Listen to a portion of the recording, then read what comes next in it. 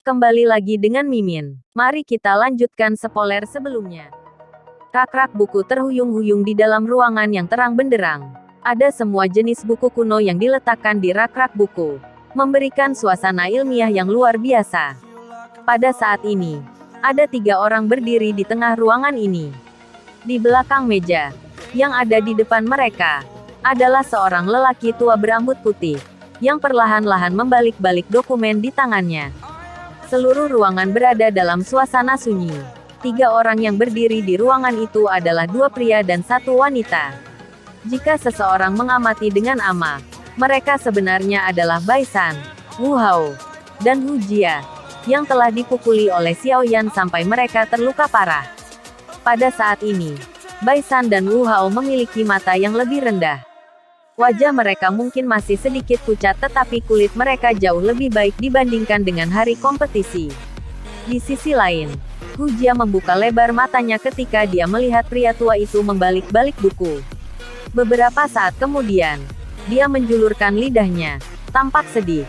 Setelah suasana hening berlanjut selama hampir 10 menit, wakil kepala sekolah, Hu Gan, akhirnya mengalihkan pandangannya dari bukunya. Dia berkata dengan lemah, "Jangan mengandalkan saya untuk membantu Anda melampiaskan kemarahan Anda. Ini adalah sesuatu yang telah Anda timbulkan pada diri Anda sendiri. Jika Anda memiliki kemampuan, Anda dapat langsung pergi dan tekan Xiao Yan untuk melampiaskan kemarahan Anda. Namun, saya tidak akan repot karena siapa yang mampu mengalahkan siapa. Akademi Jianan tidak melarang perkelahian semacam itu. Selama Anda mau, Anda bisa melakukannya kapan saja." Petik 2. Bukan seolah-olah aku berharap kamu melakukan sesuatu. Saya dikalahkan dengan cara itu hari itu karena saya tertangkap basah. Saya belum pernah menggunakan kartu truf saya. Kalau tidak, kita tidak tahu siapa yang akan menang atau kalah. Hu Jia mendengus sambil melanjutkan.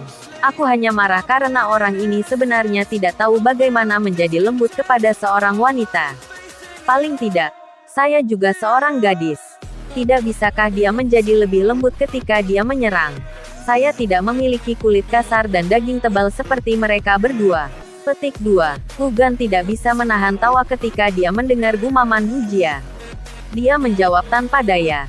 Saat itu, siapa yang peduli menunjukkan kelembutan pada seorang wanita? Anda bertiga bergandengan tangan untuk menyerangnya sendirian. Jika Xiao Yan masih menahan, maka itu benar-benar tidak dapat dibenarkan. Tentu saja, tindakan terakhirnya itu juga membuat saya sangat terkejut. Bocah itu jelas adalah orang yang kejam. Petik 2. Kalian bertiga seharusnya tidak menjadi musuh bersamanya karena masalah ini. Orang muda harus lebih berpikiran terbuka. Tidak ada gunanya menjadi musuh atas hal-hal kecil seperti itu. Potensi masa depan Xiao Yan sangat menakutkan. Ingat, satu lagi teman lebih baik daripada satu musuh lagi. Selain itu, musuh ini telah mencapai tahap yang menyebabkan seseorang merasa takut. Hu Gan menatap ketiga orang di depannya dan berbicara dengan mereka dengan sungguh-sungguh. Perempuanlah yang benar-benar bisa menyimpan dendam. Saya ingat tendangan itu. Dia lebih baik tidak memberiku kesempatan. Hu Jia melengkungkan bibirnya dan berkata. Hu Gan tertawa ketika mendengar Hu Jia mengatakannya seperti ini. Dengan pemahamannya tentang mantan, dia secara alami mengerti bahwa kapanpun saat seperti ini, dia benar-benar tidak akan lagi menyimpan dendam. Namun, jelas bahwa tendangan Xiao Yan memang menyebabkan beberapa dendam tetap di hati Hu Jia. Dia mungkin tidak menjadi musuh dengan dia di masa depan, tetapi kemungkinan dia tidak akan menampilkan ekspresi ramah kepada pihak lain.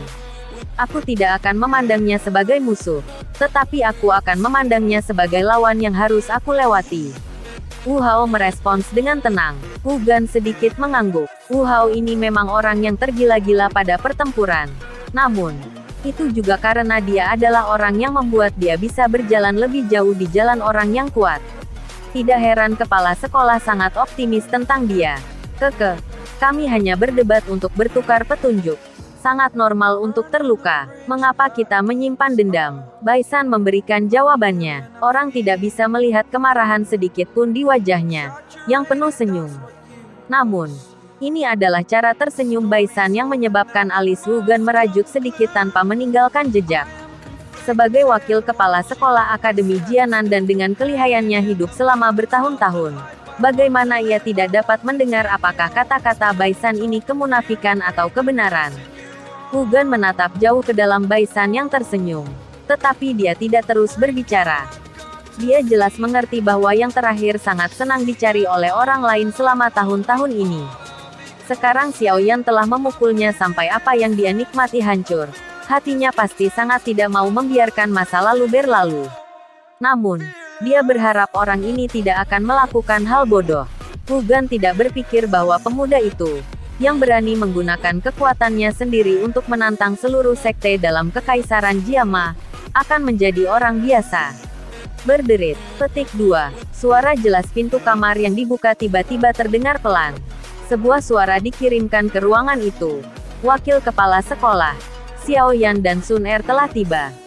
Petik 2. Biarkan mereka masuk. Hu Gan menutup buku di tangannya dan tersenyum ketika dia berbicara.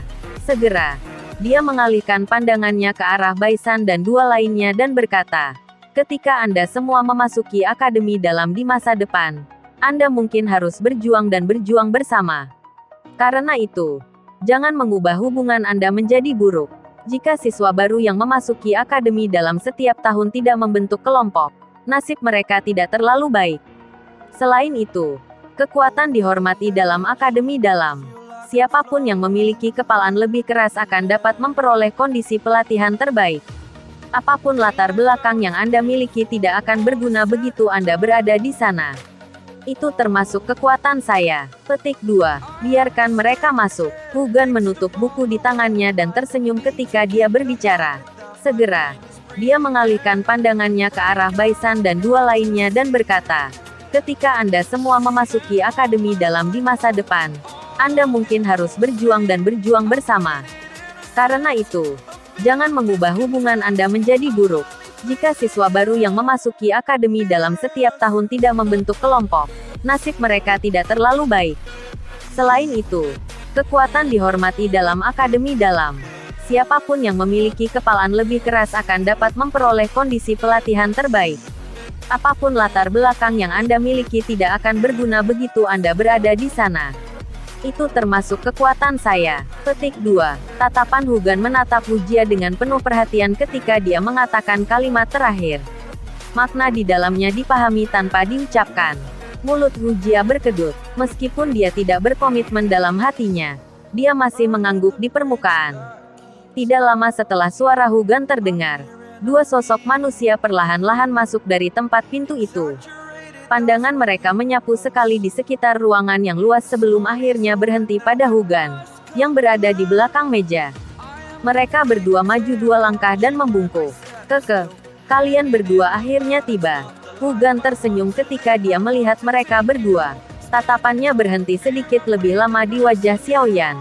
Selama 10 hari sejak Xiao Yan tiba di Akademi Jianan, ini adalah pertama kalinya Hu Gan bertukar pandangan dengan jarak yang sangat dekat dengan siswa papan atas ini, yang reputasinya telah mencapai puncak akademi. Ringan dan lembut, dua kata tiba-tiba keluar dari hati Hu Gan saat pertama kali mereka saling memandang. Dia bergumam sedikit di mulutnya, hanya untuk tertawa getir. Dua kata ini, dan keliaran yang ditampilkan Xiao Yan selama pertempuran adalah dua ekstrim. Setelah Hu Gan dengan hati-hati menatap murid-murid yang gelap, hitam, seperti tinta untuk beberapa saat, matanya yang tajam dan tua akhirnya merasakan kemarahan dan kegelisahan yang seperti nyala api yang mengalir di bawah ketenangan. Cara itu seperti gunung yang tenang yang menyembunyikan gunung berapi. Kapan saja dan di mana saja, gunung berapi yang menakutkan itu bisa meletus menjadi energi yang menakutkan dan api amarah yang membuat satu orang tidak bisa berkata-kata. Doki di tubuhnya tampaknya beredar dengan lembut tetapi samar-samar memancarkan perasaan gelisah, seperti yang ada di gunung berapi. Sepertinya ini harus dikaitkan dengan api surgawi yang dia kendalikan. Tatapan Hu Gan menyapu tubuh Xiao Yan dan benar-benar bisa merasakan sifat Doki dalam tubuh orang lain. Keterampilan ini memang layak menjadi wakil kepala sekolah akademi luar Jianan. Karena kamu semua ada di sini, aku tidak akan terus bertele-tele. Anda semua harus tahu alasan mengapa saya memanggil Anda semua. Hu Gan berdiri dari kursinya dan berkata sambil tersenyum. Kamu adalah 5 siswa teratas dari kompetisi kualifikasi ini. Menurut aturan, Anda memiliki kualifikasi untuk memasuki aula koleksi buku untuk mencoba keberuntungan Anda. Petik 2. Karena kamu semua ada di sini, aku tidak akan terus bertele-tele. Anda semua harus tahu alasan mengapa saya memanggil Anda semua. Hugan berdiri dari kursinya dan berkata sambil tersenyum. Kamu adalah 5 siswa teratas dari kompetisi kualifikasi ini. Menurut aturan, Anda memiliki kualifikasi untuk memasuki aula koleksi buku untuk mencoba keberuntungan Anda. Petik 2. Saat dia berbicara, Hugan berjalan ke dinding di belakangnya. Tangannya mengetuk beberapa kali secara acak dan suara gemuruh yang lembut dan dalam bergema. Sebuah terowongan gelap segera muncul di depan mereka berlima. Ikuti aku. Hugan melambaikan tangannya pada mereka berlima dan memimpin dalam memasuki terowongan gelap. Di belakangnya, Hujia, yang wajahnya dipenuhi rasa ingin tahu, mengikutinya tanpa ragu-ragu. Setelah itu, Wu Hao dan Baisan masuk. Hanya setelah mereka masuk, Xiao Yan menarik Sun Er dan dengan hati-hati memasuki terowongan hitam yang gelap ini. Tahun-tahun pelatihan ini telah menempa karakternya yang berhati-hati. Setelah memasuki terowongan, Xiao Yan menemukan bahwa ada mutiara bercahaya besar yang dimasukkan ke dinding. Cahaya redup bersinar ke terowongan sampai tampak sedikit kabur. Namun, sedikit cahaya ini sudah cukup untuk Xiao Yan dan yang lainnya. Suasana sepi di dalam terowongan. Hanya ada langkah kaki gemerisik yang lembut. Xiao Yan mengalihkan pandangannya ke Hugan, yang memimpin jalan di depan mereka. Tangan yang dia gunakan untuk memegang Sun Er tumbuh sedikit lebih ketat. Sebagai orang baru yang baru saja tiba, tidak bisa dikatakan bahwa dia akrab dengan Akademi Jianan ini. Dia juga memiliki pengetahuan yang sangat dangkal tentang karakter wakil kepala sekolah yang sangat kuat. Setelah merasakan kecemasan Xiao Yan, Sun Er dengan lembut menepuk tangannya, tersenyum padanya dan menggelengkan kepalanya. Xiao Yan sedikit mengangguk dan menghirup udara dalam. Emosinya perlahan pulih menjadi tenang, dan langkah kakinya juga menjadi sedikit lebih cepat. Setelah berjalan di terowongan selama hampir setengah jam, cahaya terang akhirnya muncul di ujung terowongan. Ketika mereka melihat cahaya ini, langkah kaki beberapa orang di dalam terowongan juga menjadi lebih cepat. Sesaat kemudian, mereka akhirnya tiba di ujung terowongan dan mengambil satu langkah keluar dari sana. Cahaya yang menusuk mata tersebar turun dari cakrawala, menyebabkan Xiao Yan dan yang lainnya menutup mata mereka dengan terbiasa. Beberapa saat kemudian, mereka perlahan membukanya dan melihat pemandangan yang muncul di depan mereka.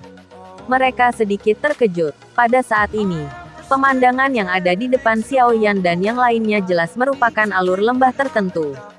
Tembok gunung terjal itu membentang sepanjang jalan secara vertikal. Akhirnya, itu meluas sampai ke ujung pandangan seseorang.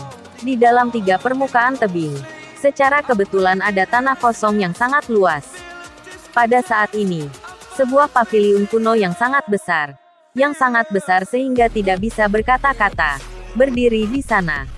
Cahaya yang menusuk mata tersebar turun dari cakrawala, menyebabkan Xiao Yan dan yang lainnya menutup mata mereka dengan terbiasa. Beberapa saat kemudian, mereka perlahan membukanya dan melihat pemandangan yang muncul di depan mereka. Mereka sedikit terkejut. Pada saat ini, pemandangan yang ada di depan Xiao Yan dan yang lainnya jelas merupakan alur lembah tertentu. Tembok gunung terjal itu membentang sepanjang jalan secara vertikal. Akhirnya, itu meluas sampai ke ujung pandangan seseorang. Di dalam 3 permukaan tebing, secara kebetulan ada tanah kosong yang sangat luas. Pada saat ini, sebuah paviliun kuno yang sangat besar sehingga tidak bisa berkata-kata, berdiri di sana. Tatapan mereka perlahan-lahan menyapu paviliun kuno yang besar dan akhirnya berhenti di papan nama horizontal yang sangat kuno yang ada di paviliun. Di atasnya, 3 kata, yang menjadi buram karena kehancuran waktu, tampak samar-samar. Balai koleksi buku. Kata-kata kuno mungkin telah mengalami kehancuran waktu tetapi Xiao Yan dan yang lainnya masih merasa terkejut dengan konsep artistik pedesaan yang terkandung dalam kata-kata itu. Itu layak menjadi balai koleksi buku misterius Akademi Luar Jianan. Hanya papan nama horizontal ini sudah mengungkapkan statusnya. Hugan memimpin mereka berlima saat mereka perlahan berjalan menuju aula koleksi buku. Mereka akan memasuki jarak 20 meter dari aula, ketika Hugan tiba-tiba berhenti. Dia menangkupkan tangannya ke arah aula koleksi buku dan berkata, 5 nama teratas untuk kompetisi kualifikasi tahun ini telah lahir. Menurut aturan, saya membawanya ke sini. Sesepuh, tolong buka pintu. Petik 2. Kata-kata Hugan dilakukan oleh Doki saat mereka bergema tanpa henti di dalam lembah gunung kecil. Mereka tidak menghilang untuk waktu yang lama. Tidak lama setelah kata-kata Hugan terdengar, mata Xiaoyan, yang menatap tajam ke aula koleksi buku, tiba-tiba menyusut. Tatapannya berubah tiba-tiba. Akhirnya, mereka berhenti di dua sosok berjubah abu-abu, yang duduk bersila di tanah. Ketika mereka sudah masuk lebih awal, dia jelas melihat bahwa tidak ada satu orang pun di sini.